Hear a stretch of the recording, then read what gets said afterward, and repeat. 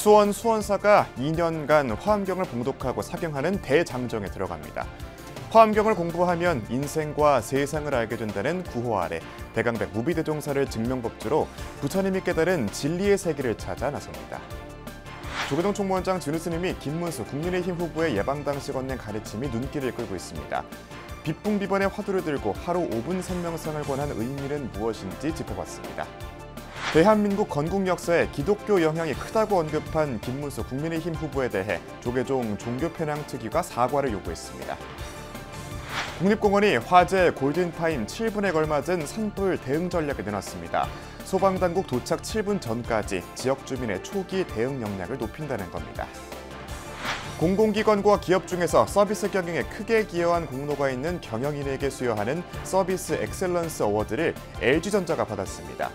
대형 산불 피해를 입은 의성 고운사의 임시 주거 공간으로 스마트 코티지를 기증하는 등 남다른 서비스 관점으로 경영 혁신을 이루어 눈길을 끌었습니다. 여러분 안녕하십니까? 5월 23일 금요일 BBS 뉴스입니다. 백천만겁 난조우. 부처님의 가르침은 백천만겁에 이르는 긴 세월이 지나도 만나기 어렵다라는 뜻으로 화엄경에 등장하는 개송인데요. 한국불교 교화계 대종장 무비대종사의 증명으로 그 만나기 어렵다는 부처님의 가르침 화엄경을 공부할 수 있는 봉독 대법회가 수원사에서 이번 주 토요일부터 2년간 이어집니다. 보도에 박준상 기자입니다. 연꽃으로 상징되는 완전한 깨달음의 경지와 함께 이를 증득하는 수행에 대해 설한 대승불교 경전 화엄경. 전체 80권으로 좀처럼 마음내 읽기 어려운 화엄경을 선지식들의 강백을 잇고 있는 스님들과 봉독할 수 있는 자리가 마련됩니다. 수원사는 내일부터 2027년 7월까지 2년 2개월에 이르는 기간 동안 3층 만불보전에서 화엄경 봉독 대법회에 돌입합니다. 매달 첫째, 셋째 주 토요일 오후 1시부터 3시까지 53회에 걸쳐 진행되는 대장정. 동참자들은 범어사 화엄경 연구원장 용학 스님과 해인사 승가대학장 보을 스님의 지도로 화엄경 설법을 듣고 화엄경 봉독과 약찬계, 법성계 사경을 봉행하면서 정진에 나서게 됩니다. 특히 우리 시대의 대강백 무비대종사가 이번 대장정의 증명법주를 맡아 경전의 바다로 향하는 수행자들을 축원할 예정입니다. 부처님의 깨달음은 인류사에 있어서 최고의 사건이고 그 사건을 남김없이 낱낱이 설파한 화엄경은 인류가 남긴 최대의 걸작이다. 부처님이 얼마나 부귀한지 내 자신이 본래로 얼마나 부귀한지 그 사실을 화엄경을 통해서 알 수가 있습니다. 기간 중 100일이 지날 때마다 영가 천도제를 봉행하는데 무주 유주 고원의 천도를 위해 기도하고 자기 수행을 돌아보는 기회도 갖게 됩니다. 또 전체 일정이 아니어도 단기간 또는 한 번만이라도 누구나 참여할 수 있게 문을 활짝 열었습니다. 설법에 나서는 용학 스님은 모두가 알고 있는 금강산이 화엄경에 등장하고 1만 2천 봉도 화엄경 법기보살이 거느린 권속수와 같다며 우리의 DNA 안에는 이미 화엄경이 자리하고 있다고 말했습니다. 나 자신이 누구인가를 알고 자기 삶의 존귀함을 깨닫고자 한다면 반드시 화엄경을 수지 독송해야 한다고 권했습니다. 다짐하고 다짐해서 여기서 내 인생의 혁신이 일어나야 된다. 정말로 내 인생의 꿈과 이상이 아주 소중하게 가져가야 되겠다. 이런 다짐을 하고 온다면 분명히 기도가 성취되고 삼매에 분명히 들고 삼매에 든 사람만이 갑피를 받을 수 있습니다. 계산 100년의 역사를 가진 경기도 최초 불교 포교당 수원사에서 열리는 이번 대법회는 수원사 회주 세영종사의 발언과 주지 보선 스님의 원력으로 추진됐습니다. BBS 뉴스 박준상입니다. 국민의 마음 평안에 매진하고 있는 조계종 총무원장 진우 스님은 특히 정치인들을 만날 때마다 선명상을 권했는데요.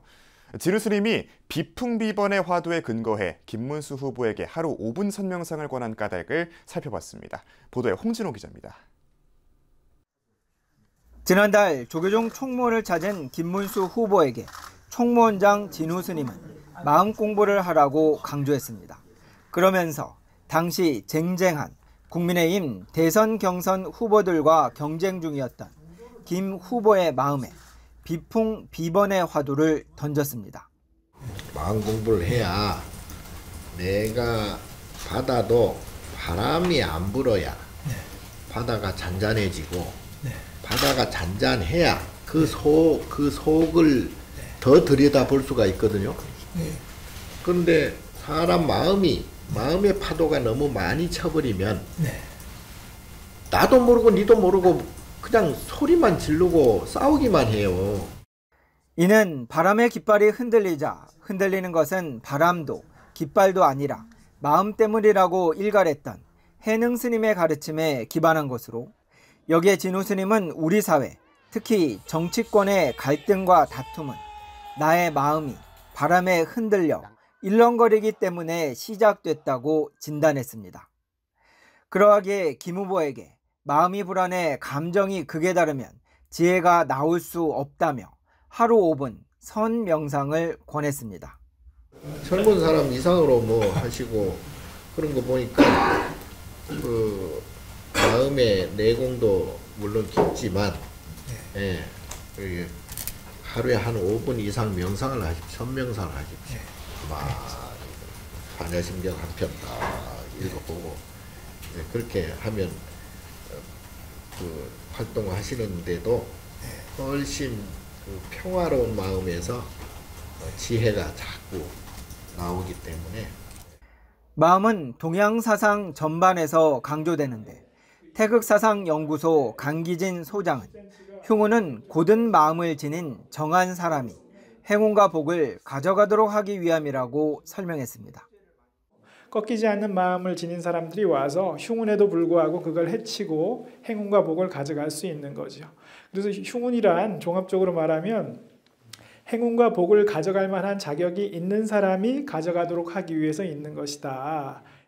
특히 불교에서는 팔만대장경을 한 글자로 줄이면 마음심자로 줄일 수 있다고 여겼는데 생전 유불선 3교에 능통했던 해거 스님은 이를 두고 도덕경에도 사람의 근본 자리가 무엇인지 드러나 있지만 불교만이 구체적 방법으로 이에 이를 수 있도록 한다고 강조했습니다.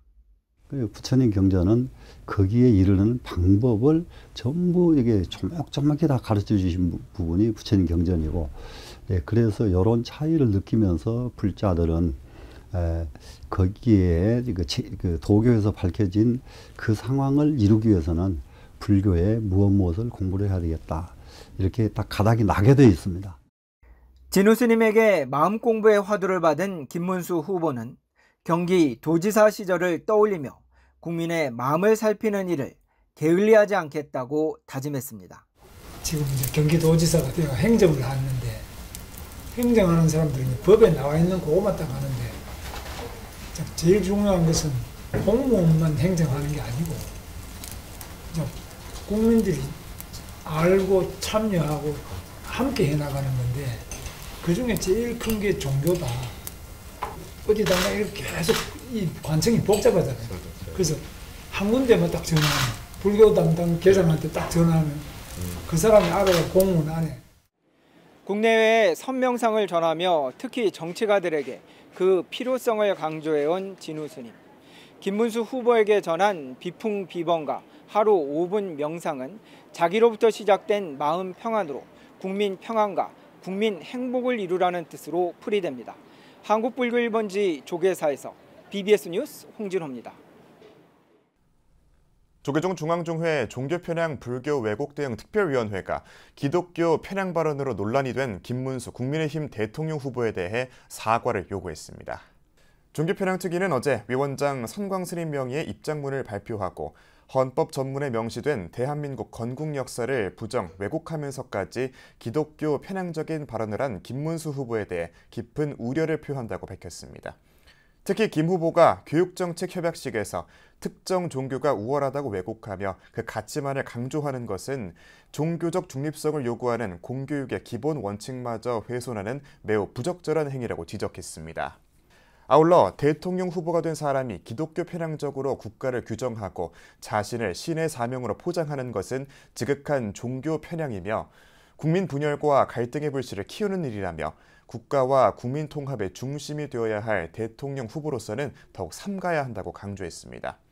종교편향특위는 김 후보의 공식 사과와 함께 국민의힘 역시 명확한 입장 표명과 정교 분리 원칙을 지킬 것을 약속하고 선거운동 과정에서 신앙의 자유와 존엄을 훼손하지 않는 자세를 견지할 것을 요구한다고 밝혔습니다.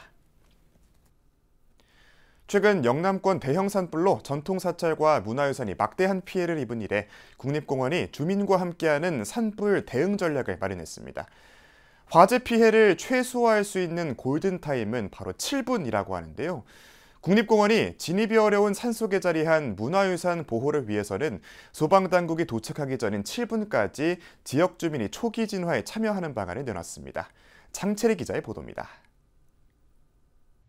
뜨거운 불길에 무너져 내린 천년고찰. 의상대사가 창건한 천년고찰 고운산은 30개 정각 중 21개를 잃고 잿더미가 됐습니다. 이상기후로 인한 강풍으로 인해 순식간에 불길이 확산됐던 경북 산불.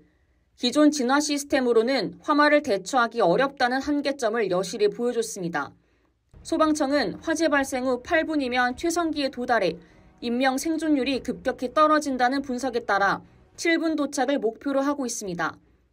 그러나 강풍이 동반된 대형 산불은 마을 입구부터 소방차 진입을 막으며 진화에 어려움을 가중시켰습니다.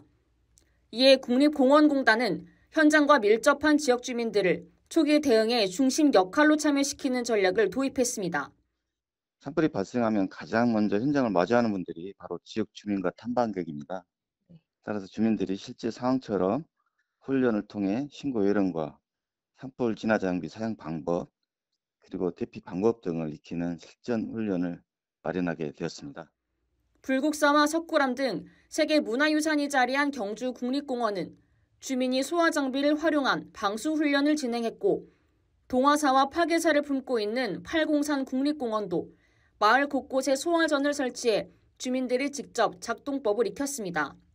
산불 신고부터 초기 진압까지 주민들의 신속한 대응으로 소방차 도착 전 골든타임을 확보할 수 있게 됐습니다.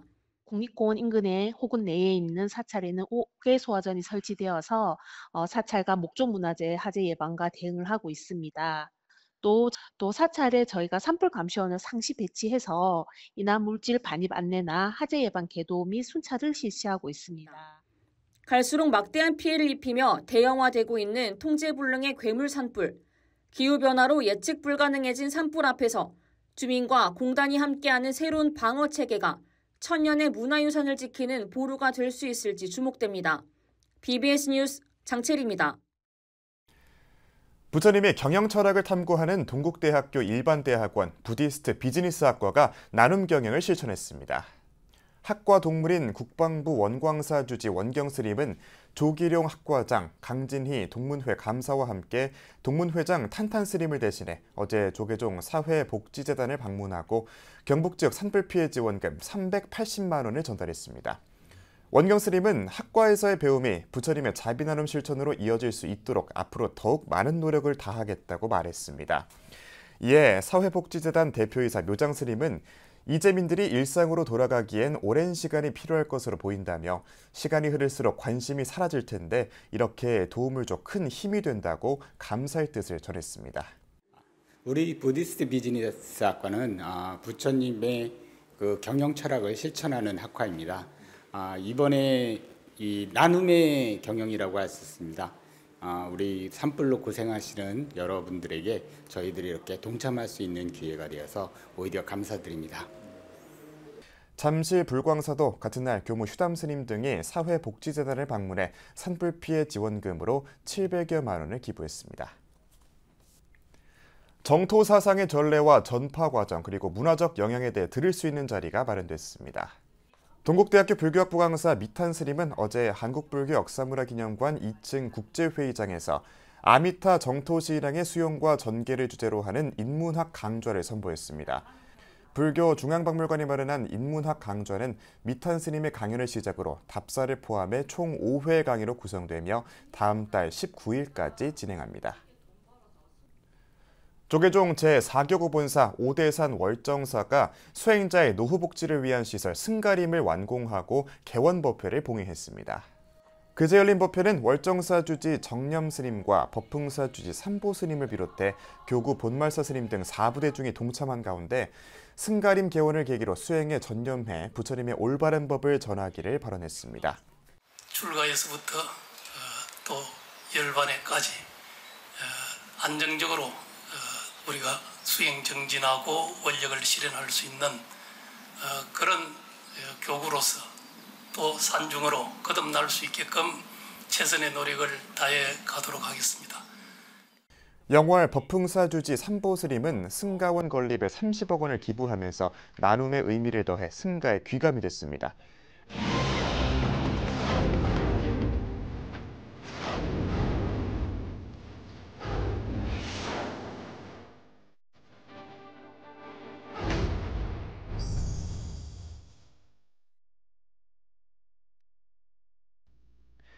뉴스 속 뉴스 부부스 뉴스입니다. ESG, AI, 빅데이터의 도입은 서비스 산업 모든 영역에서 많은 변화를 가져오고 있습니다. 생산 중심의 제조업에서 고부가 가치 서비스 산업으로 산업 구조의 재편이 이루어지면서 고객 맞춤형 제품과 고객 중심의 서비스 등 새로운 혁신으로 시장을 선도하는 기업들이 학계의 주목을 받고 있습니다. 류기원 기자입니다. 서비스 산업은 최근 새로운 도전과 변화의 시기를 맞이하고 있습니다. 산업계 전반이 마주하고 있는 불확실성을 넘어 새로운 전략 방향 설정을 모색해야 하는 중대 전환점에 와 있는 겁니다. 서비스 산업은 전통적인 운영 관리에서 디지털 기반의 혁신으로 빠르게 변화하고 있고 기업들도 지속적인 혁신을 통해 경쟁 우위 확보에 주력하고 있습니다. 이러한 흐름 속에 한국서비스경영학회는 서비스 산업 발전에 크게 기여한 기업들을 발굴해 격려했습니다. 우리나라 서비스 산업의 비중이 GDP에 차지하는 비중이 약 65% 정도가 됩니다.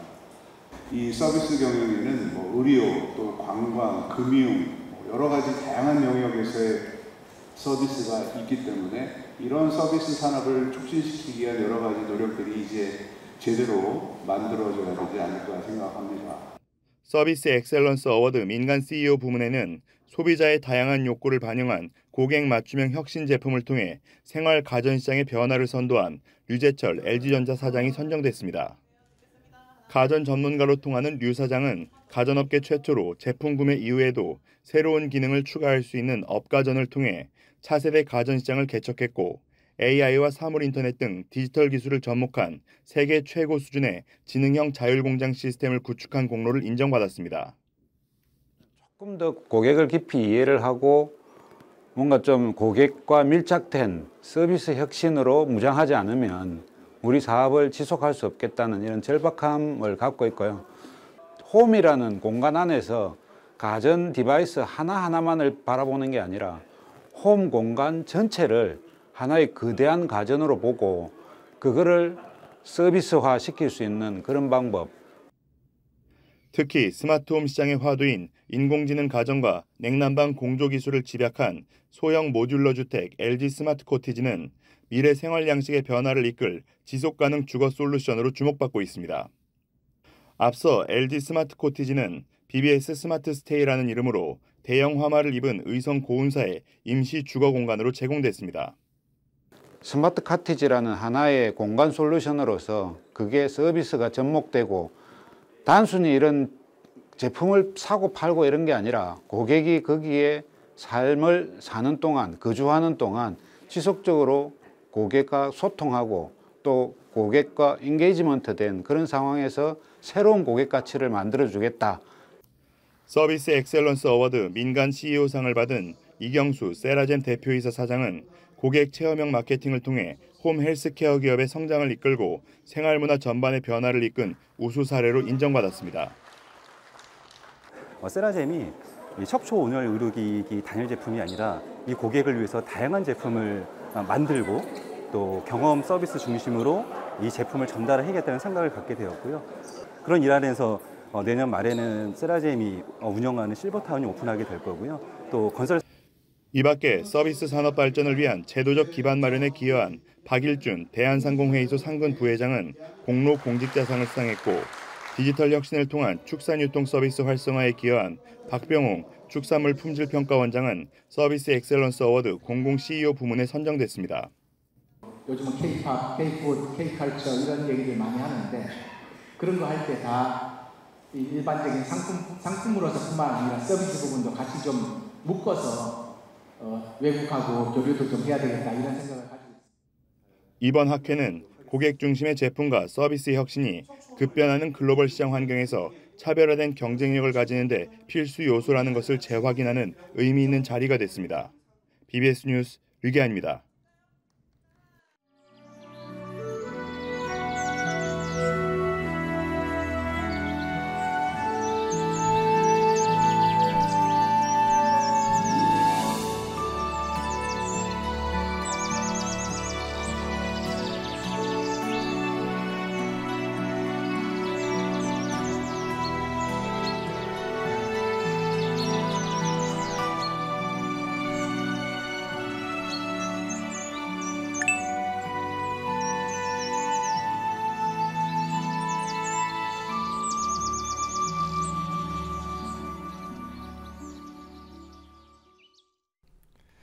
(5월 23일) 금요일 저희가 준비한 소식은 여기까지입니다. 시청해주신 여러분 고맙습니다.